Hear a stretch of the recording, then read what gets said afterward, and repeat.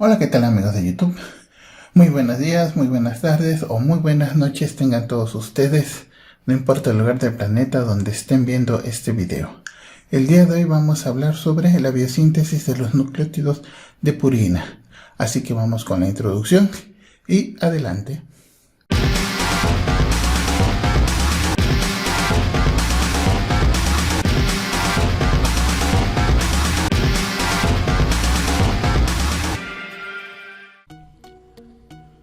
Muy bien, el día de hoy platicaremos sobre la biosíntesis de los nucleótidos.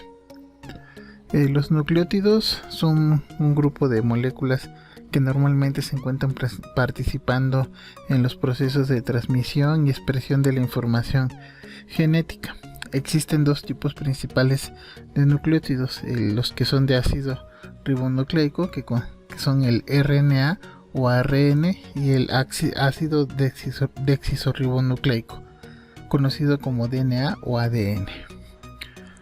Entre las funciones principales de los nucleótidos tenemos que forman las unidades monoméricas de los ácidos nucleicos, que son sintetizados directamente a través de nucleósidos trifosfatados, la forma activa de los nucleótidos. De los nucleótidos trifosfatados, el que participa como donador de energía química en un número muy grande de procesos metabólicos es el adenosín trifosfato, también conocido como ATP, que además es el producto final de muchas rutas metabólicas. Algunos de los intermediarios activados, como la ODP glucosa, participan en la síntesis del glucógeno, contienen nucleótidos. Otra de las funciones es que muchas vías metabólicas están reguladas por los niveles o por las concentraciones de ATP, ADP o AMP. De manera semejante, muchas señales producidas por las hormonas, como aquellas que controlan el metabolismo del glucógeno, son mediadas intracelularmente por moléculas cíclicas del AMP o el GMP, que se conocen como AMP cíclico o GMP cíclico. Los nucleótidos de adenina son componentes de muchas coenzimas, como el NAD, el NADP, el FMN, el FAD y la coenzima A. La importancia de los nucleótidos en el metabolismo celular es clara, porque casi todas las células pueden sintetizarlos de nuevo y a partir de la degradación de los ácidos nucleicos. Entonces, pues aquí tenemos cómo podemos obtener nucleótidos, y en parte es por lo que consumimos en las dietas. Los nucleótidos son de dos tipos, las purinas y las pirimidinas. También la podemos biosintetizar y también podemos obtenerlas a partir de la degradación de ácidos nucleicos. Entonces, las fuentes de nucleótidos de purinas y de pirimidinas son endógenas y exógenas. También los podemos eliminar o en algún momento los podemos recuperar para volver a sintetizar nuevos nucleótidos que forman parte de los ácidos nucleicos. Entonces, pues aquí tenemos nuestras dos bases nitrogenadas, las pirimidinas, que normalmente contienen 6 distintos elementos, y las purinas, que contienen 9 átomos. Entonces, cada uno de estos nucleótidos tienen rutas metabólicas para ser sintetizados. Entonces, vamos a ver primeramente la biosíntesis de las bases púricas. Para la síntesis de las bases púricas, entonces vamos a tener dos vías metabólicas, que son las vías de nuevo y las vías de recuperación. En la biosíntesis de nuevo comienza a partir de sus precursores metabólicos, que son la ribosa y aminoácidos. En las vías de recuperación, normalmente lo que se hace es reciclar las bases libres y los nucleósidos liberados por el recambio de estas biomoléculas, o también los que provienen de la absorción intestinal. Ambas vías son importantes en el metabolismo celular.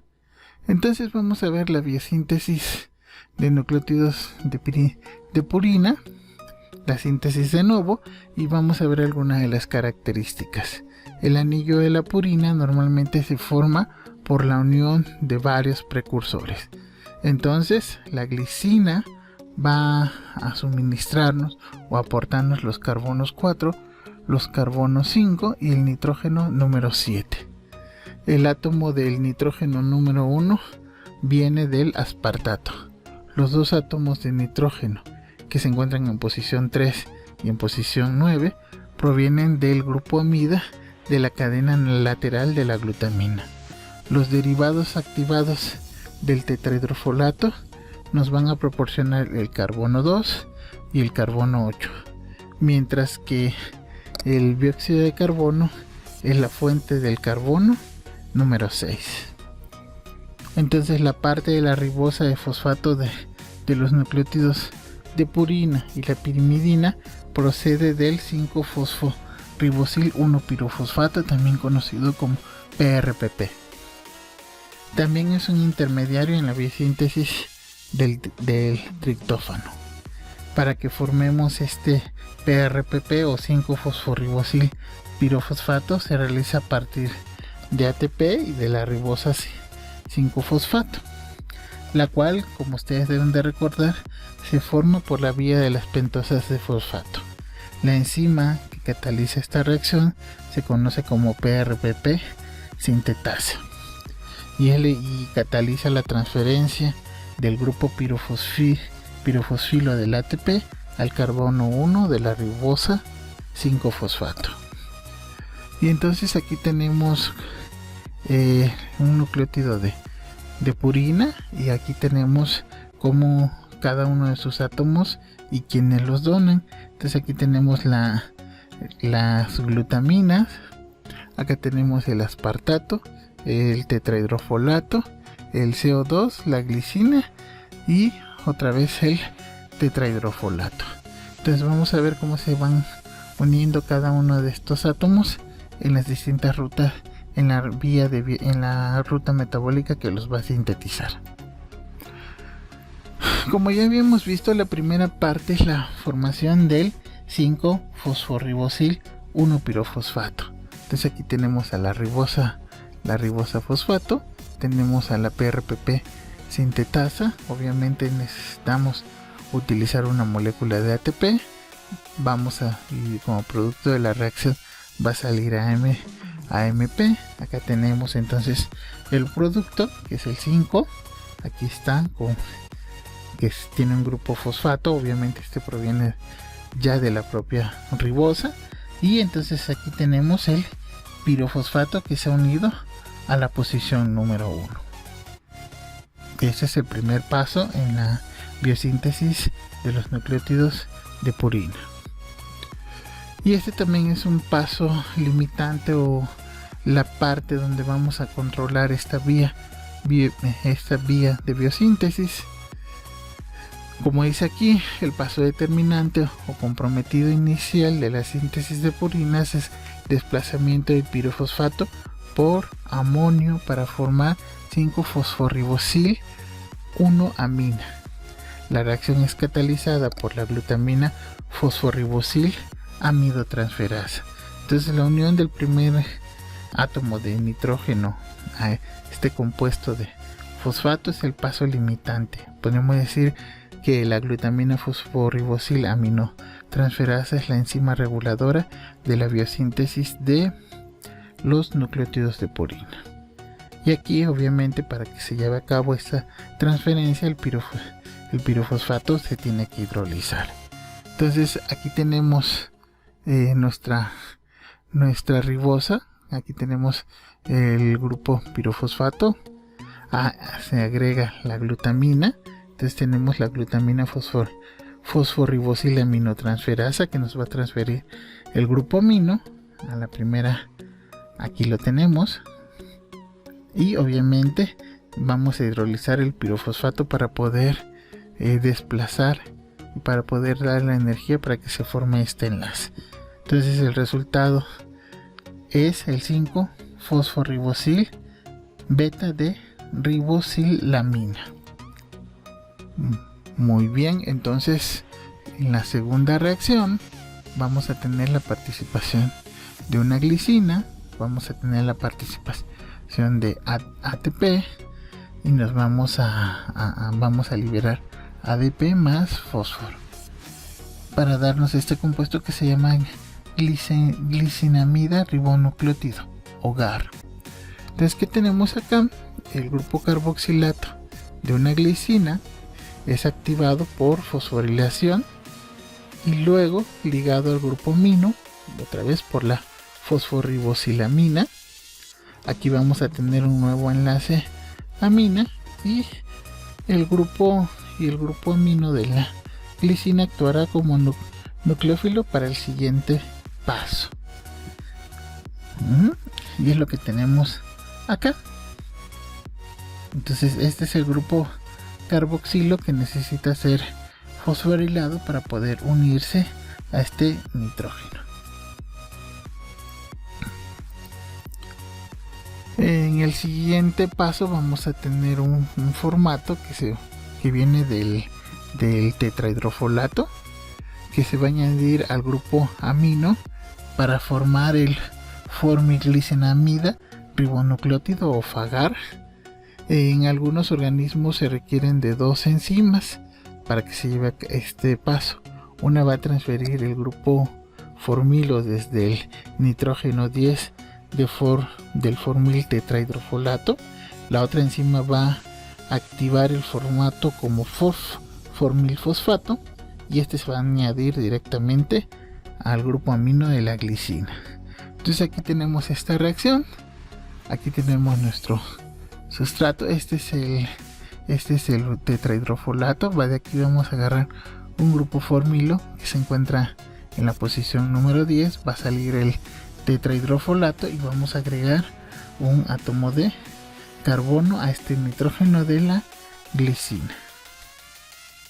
Y el compuesto se va a llamar formilglicinamida ribonucleótido o FAGAR. El paso número 4 consiste en que la amina se va a activar y se va a convertir en una amidina mediante la adición de otro grupo amino que viene de la glutamina. Entonces aquí tenemos la glutamina, entra, obviamente necesitamos ATP para poder transferir el grupo amino. Sale ADP más fosfato, la enzima se llama amidotransferasa y entonces acuérdense, se va a llamar amidina a este átomo de carbono que tiene dos grupos amino. Este ya lo teníamos de reacciones previas y este es el que se agrega proveniente de la glutamina en esta reacción catalizada por la amidotransferasa. Y entonces el compuesto que se nos forma es el formilglicinamida ribonucleótido o FAGAM. En el paso número 5 vamos a tener una ciclación. La enzima va a ser una ciclasa o también una aminoimidazol ribotido sintasa. Y esto nos va a formar el anillo imidazol, que es característico de las purinas. Este paso es termodinámicamente favorable, sin embargo requiere el gasto de un ATP y esto se utiliza para asegurar que la reacción sea irreversible. Entonces vamos a añadir un grupo fosfato del ATP para activar el grupo carbonilo y para desplazarlo por el N unido a la ribosa. Entonces aquí tenemos nuestro producto de la reacción anterior, que era el formilglicinamida ribonucleótido o FAGAN. Entonces acuérdense que este es nuestro grupo amidina. Aquí tenemos un nitrógeno, tenemos el carbono y otro nitrógeno. Entra ATP, sale ADP y además se libera agua, ¿no? Y entonces aquí formamos un doble enlace y ya tenemos el grupo imidazol, el anillo imidazol. Aquí ya se cicló. La sexta reacción en la síntesis de los nucleótidos de purina es la participación del bicarbonato, que aquí lo tenemos. Este bicarbonato, como dice acá, se activa por fosforilación y luego hace un ataque nucleofílico a un grupo amino. Y en los mamíferos esta reacción no requiere ATP. Entonces aquí tenemos el bicarbonato. Acá tenemos la entrada de un ATP. La enzima se llama aminoimidazol ribonucleótido carboxilasa. Entonces lo que vamos a hacer es agregar este CO2 a este nitrógeno, ¿de acuerdo? Y el producto es N5 carboxiamino imidazol ribonucleótido, su nombre es N5 CAIR. Y aquí tenemos este carbono que ya se agregó. Y lo que va a ocurrir entonces es que va a haber un rearreglo para cambiar este grupo carboxilo que agregamos, y se va a pasar al anillo. Aquí lo teníamos unido al grupo amino y entonces hay un rearreglo para que se agregue a este carbono. El producto se va a llamar entonces 5-amino 4-carboxiamino imidazol ribonucleótido. Esa es la séptima reacción. La octava reacción requiere la participación de un ácido aspartico o aspartato. Entonces el carboxilato del imidazol se fosforila y este fósforo es desplazado por el grupo amino del aspartato. Así, en 6 pasos se unen glicina, formato, amonio, bicarbonato y aspartato para formar un intermediario al que solo le van a faltar 2 átomos para la formación del anillo. La enzima que va a catalizar esta reacción es la succinilamido imidazol carboxiamida ribotido sintasa. Estos nombres están largos. Bueno, aquí tenemos nuestro producto anterior, que es el 5-amino carboxiamino imidazol ribonucleótido. Acuérdense que ya teníamos este carboxilo que previamente se había unido aquí, y esto es importante, que este carboxilo sea transferido a esta posición para que se pueda unir el ácido aspartico. Si se quedara en esta posición, en nitrógeno, no se podría unir este ácido aspartico. Entonces el compuesto que se forma es 5-succinil 5-aminoimidazol 4-carboxiamida ribonucleótido, sacar.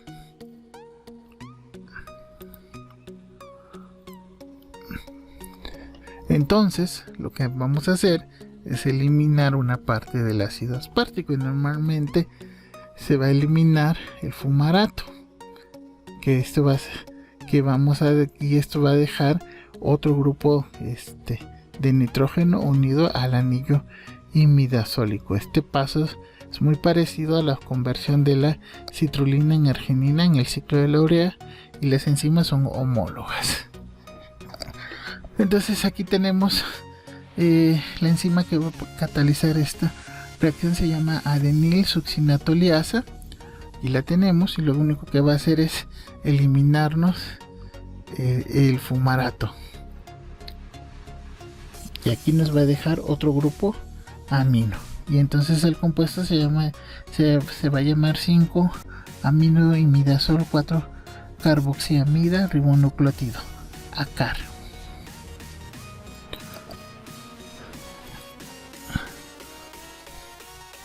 El paso número 10 es añadir otra vez, por acción del tetrahidrofolato, un grupo formilo, pero ahora va a estar donado por el nitrógeno en la posición número 10, y esto nos va a formar un intermediario que se va a ciclar y va a perder agua para formar inosinato. Entonces aquí tenemos nuestro tetrahidrofolato, aquí tenemos un grupo formilo que se encuentra en la posición número 10, sale el tetrahidrofolato y entonces nos agrega este carbono en la posición, en esta posición de este nitrógeno.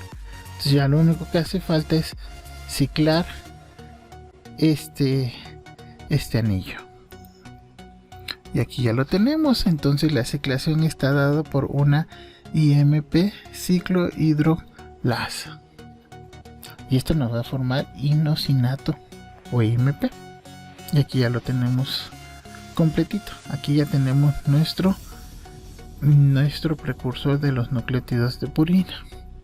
¿Por qué? Porque el IMP o el inosinato va a representar un punto de ramificación para la biosíntesis de las purinas, porque puede ser convertido en AMP, en adenosín monofosfato o en guanidín monofosfato, a través de dos distintas vías de reacción.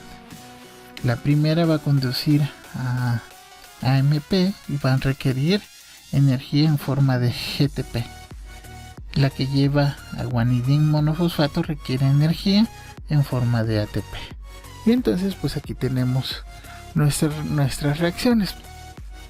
Para irnos a AMP pues necesitamos que participe una enzima que se llama adenilsuccinato sintasa. Requerimos la participación del aspartato. Entra GTP, nos sale GDP, aquí se queda otra vez unido el ácido aspartico. Aquí vamos a agregar otro grupo de nitrógeno.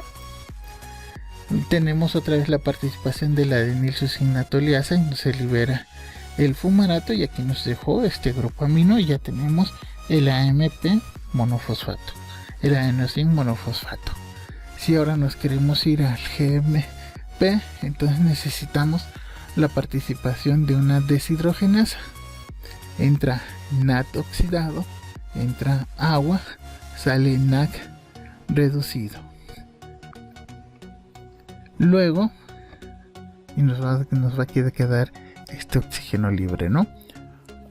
Ahora necesitamos la participación de una glutamina, ATP, agua, y nos va a salir glutamato, ADP, y se libera el pirofosfato.